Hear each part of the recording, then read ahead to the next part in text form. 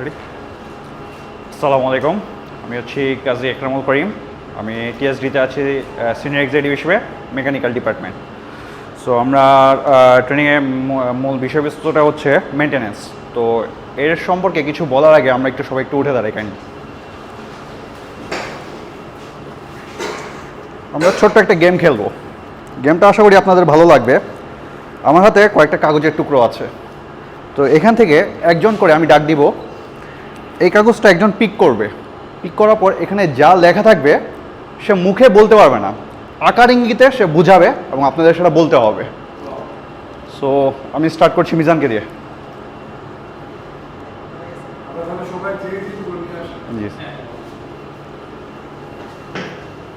সবার হয় কি না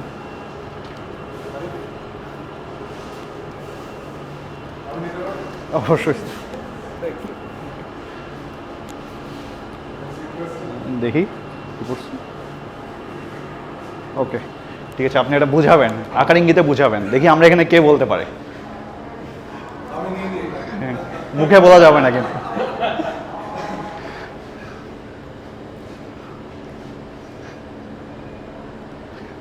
আঙুল কেটে গেছে।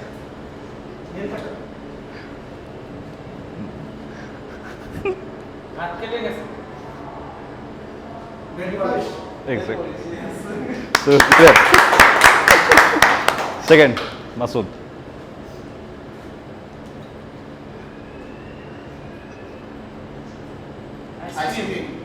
Exactly. Sir.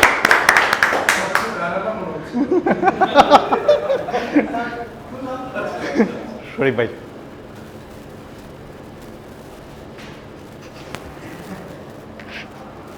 দেখান প্লিজ। যাই হোক আপনি ওটা দেখান, একটা তো অ্যাক্ট করে দেখানো লাগবে। কি হতে পারে আমাকে না?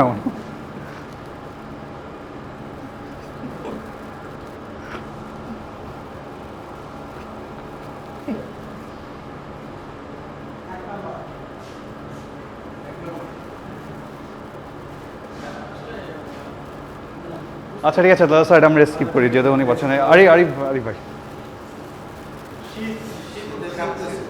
দেন।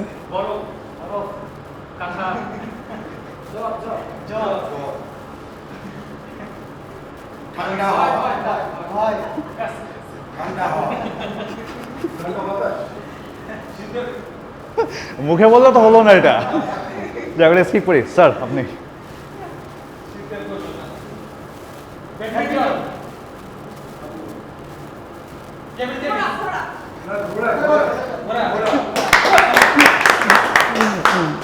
সো আমার মনে হয় আরিফ ভাই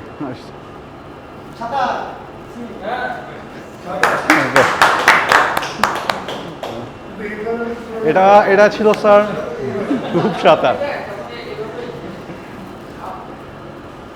স্যার আপনি পাঠিয়েছেন। আচ্ছা ইটস ওকে, ঠিক আছে আমরা যে যার জায়গায় বসে যাই। আচ্ছা ঠিক আছে, গিফট ক্ল্যাপ এটাই কম কিসের। আচ্ছা আমার টপিক ছিল মেনটেন্যান্স। মেনটেন্যান্স যদি আমি সহজ বাংলা কথাই বলি, রক্ষণাবেক্ষণ। আর একটু যদি ব্রিফভাবে বলি যে মেনটেন্যান্স বলতে আমি আসলে কি বুঝি।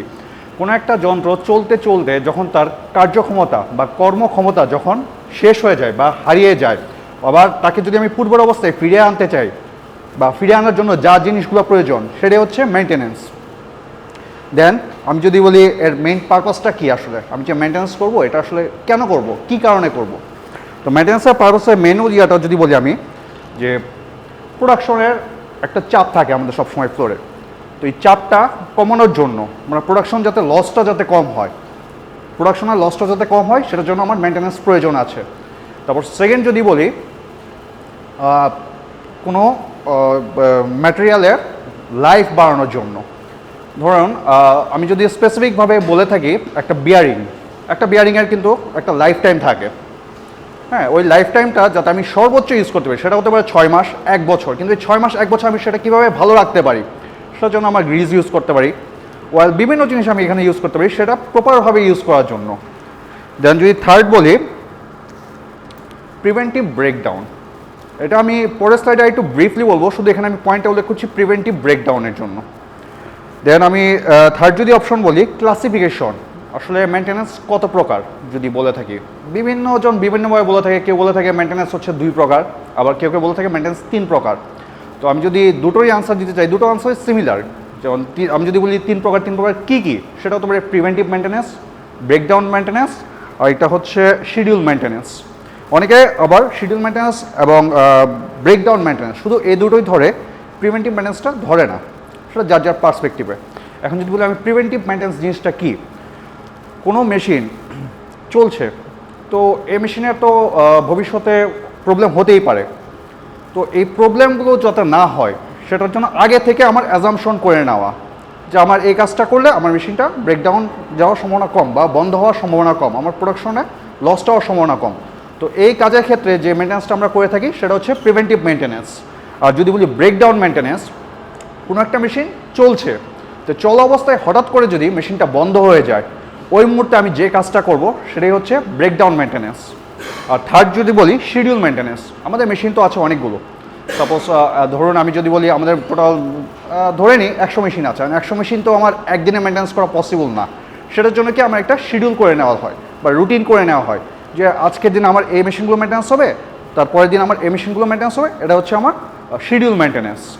যেন আমি যদি ফোর্থ টপিক নিয়ে কথা বলি, মেনটেন্যান্স প্ল্যানিং, এটাও একটা গুরুত্বপূর্ণ বিষয়।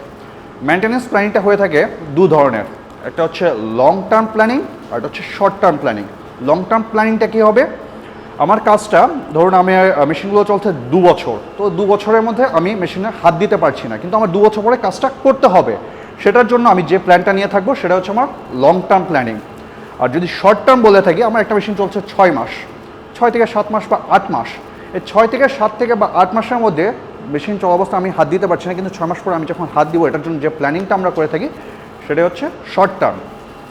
আর আরেকটা যদি বলি, আমি একটা ইকুয়েশন দিতে পারি। ইকুয়েশনটা কেমন, এই যে মেনটেন্যান্সটা করা হচ্ছে, এই মেনটেন্যান্সটা করলে আসলে আমার লাভটা কী, আমি কেন করব। একটা জরিপে দেখা গিয়েছে আমি যদি মেশিনটা প্রপারভাবে মেনটেন্যান্স করে থাকি, তাহলে দেখা যাচ্ছে আমার বছরে যে পরিমাণ খরচ হতো মেশিনের জন্য বা ব্রেকডাউনের জন্য বা বন্ধ থাকার জন্য, সে পরিমাণ লসটা আমার অনেক কমে আসে। সেটা কীভাবে, ব্রিটিশ একটা নিউজ পেপার 1832 সালে একটা জরিপ করেছিল। তো দেখা গিয়েছিল তাদের যে মেনটেন্যান্সের যে ব্রেকডাউনটা ছিল সেটা ছিল $3000 বিলিয়ন। সেটা কী কারণে, কারণ তারা মেশিনগুলো প্রপারভাবে মেনটেন্যান্স করতো না বা প্রপারভাবে কাজ করতো না, যার কারণে এই লসটা অনেক বেশি হয়ে দাঁড়িয়েছিল। সো আমাদের মনে হয় আমরা যদি প্রপারভাবে একটা মেশিনকে মেনটেন্যান্স করে থাকি বা করতে পারি, তাহলে আমার ব্রেকডাউনটা অনেক কমে আসবে, আমার প্রোডাকশন লাভ হবে, মেশিনের এফিসিয়েন্সি বাড়বে। আর হচ্ছে সর্বশেষ অবস্থায় যদি আমি বলতে পারি, আসলে আমি তো এতক্ষণ অনেক কিছুই বললাম, তো আপনারা বোরিং ফিল করতে পারেন। তো আমার মনে হচ্ছে এই যে টপিকগুলো আমরা আলোচনা করেছি, আপনারা কি এর মাঝে কি কিছু শিখতে পেরেছেন? তো আমরা যদি শিখতে পারি তাহলে আমরা একে অপরকে হাই ফাইভ করি।